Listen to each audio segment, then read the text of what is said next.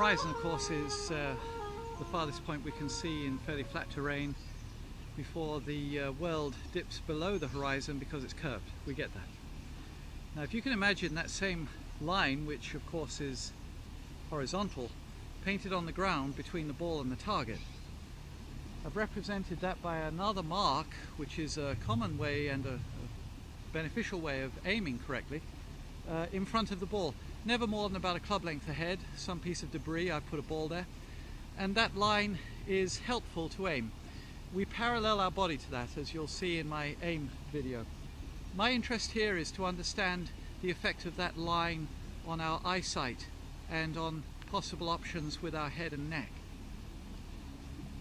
If the mark is only about a yard ahead of the ball, we can look at the real ball and see that out the corner of our eye. That describes a line across the ground between the ball and the target and extending back to infinity.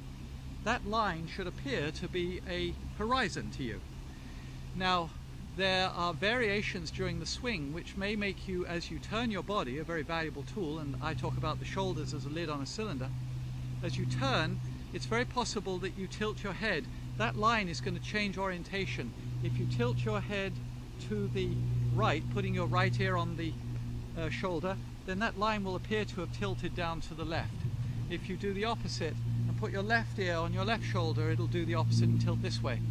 Neither is appropriate. There have been some champions who made it work. Lanny Watkins comes to mind, who seemed to always have his head lolled to the right side as he attacked the ball. Obviously a great champion and a successful golfer, but he's quite rare. In fact, as a product of an excellent turn of the shoulders, like a lid on a cylinder, it's quite likely that your head will turn. You want to make sure that it has the range of movement and the facility to turn, keeping that line on the ground horizontal to your eye. If it tilts, that's inappropriate. Now, on the backswing, that would be a problem because it relocates the attack.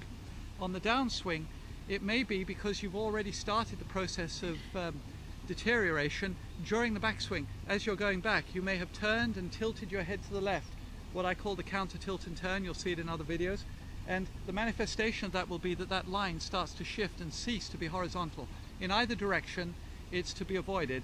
If your head turns, provided your line between the ball and the target remains an apparent horizon, you've probably got your body prepared correctly and you're performing well.